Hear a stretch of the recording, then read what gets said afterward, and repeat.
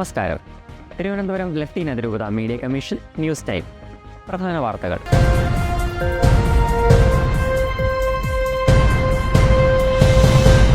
ആരോഗ്യപരമായ ബുദ്ധിമുട്ടുകൾക്കിടയിലും വിശ്വാസികൾക്ക് സർപ്രൈസ് നൽകി ഫ്രാൻസിസ് പാപ്പ.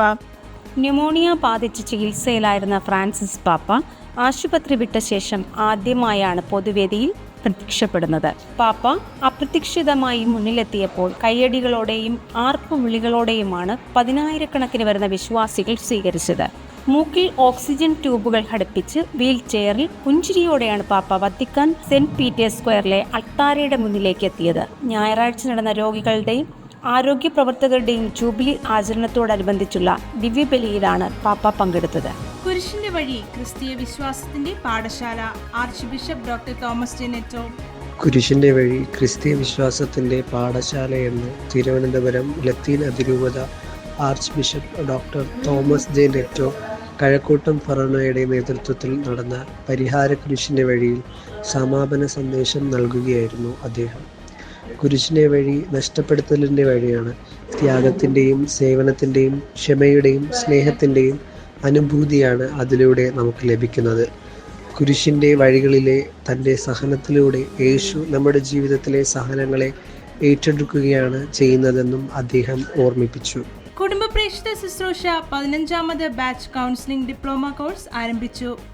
കുടുംബ പ്രേക്ഷിത ശുശ്രൂഷ ഡയറക്ടർ ഫാദർ റിച്ചാർഡ് സക്രിയാസ് ഏവരെയും സ്വാഗതം ചെയ്തു. ഇന്നത്തെ കാലഘട്ടത്തിൽ കൗൺസിലിംഗിന്റെ ആവശ്യകതയെക്കുറിച്ച് അദ്ദേഹം സംസാരിച്ചു. Psychologist father doctor AR John മുഖ്യാതിഥിയായിരുന്നു. അവധിക്കാലമെത്തി വിശ്വാസോത്സവ BFF പരിശീലനം നടത്തി അജപാലന ശുശ്രൂഷ.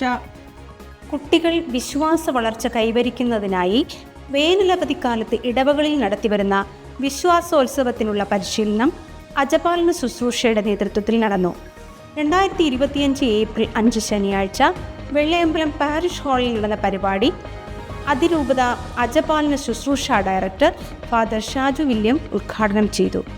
ബൈബിളിലെ പുറപ്പാട് പുസ്തകത്തെ ആസ്പദമാക്കിയാണ് ഈ വർഷത്തെ അവധിക്കാല വിശ്വാസോത്സവം ക്രമീകരിച്ചിരിക്കുന്നതെന്നും എല്ലാ വിഭാഗങ്ങളെയും ആകർഷിക്കും വിധം വിവിധ പ്രവർത്തനങ്ങൾ ഉൾക്കൊള്ളിച്ചുള്ള പാഠ്യപദ്ധതിയാണ് തയ്യാറാക്കിയിരിക്കുന്നതെന്നും അദ്ദേഹം പറഞ്ഞു. ബോബൻ പീറ്റേഴ്സ്, അഡ്വക്കേറ്റ് ഷൈജു ആന്റണി, ഇഗ്നോഷ്യസ് ലയോള, അരുൺ തുടങ്ങിയവരാണ് അവധിക്കാല വിശ്വാസോത്സവ പരിശീലനത്തിന് നേതൃത്വം നൽകിയത്. പരിശീലനത്തിന് 51 ബ്രദേഴ്സും 82 അധ്യാപകരും പങ്കെടുത്തു. അതിരൂപത അജപാലന ശുശ്രൂഷ assistant director father Ajith Antony സ്വാഗതവും അതിരൂപത സെക്രട്ടറി സെൻവദാസ് കൃതജ്ഞതയും രേഖപ്പെടുത്തി. തപസ്സുകാലം പ്രാർത്ഥനയിൽ ആഴപ്പെടാനും ഒരുക്കത്തോടെ വിശുദ്ധ വാരത്തിലേക്ക് പ്രവേശിക്കാനും അഞ്ചുതെങ്ങ് സെന്റ് പീറ്റേഴ്സ് ഫെറോന ദേവാലയത്തിൽ 40 മണിക്കൂർ ആരാധന നടത്തി. തപസ്സുകാലം പ്രാർത്ഥനയിൽ ആഴപ്പെടാനും ഒരുക്കത്തോടെ വിശുദ്ധ വാരത്തിലേക്ക് പ്രവേശിക്കാനും അഞ്ചുതെങ്ങ് ഇടവകയിൽ 40 മണിക്കൂർ ആരാധന നടത്തി. സെന്റ് പീറ്റേഴ്സ് ഫെറോന ദേവാലയത്തിൽ നടന്ന ദിവ്യകാരുണ്യ ആരാധനയ്ക്ക് ഇടവകയിലെ BCC വാർഡുകളും ശുശ്രൂഷ സമിതികളും ഫെറോനയിലെ മറ്റിടവകകളും നേതൃത്വം നൽകി.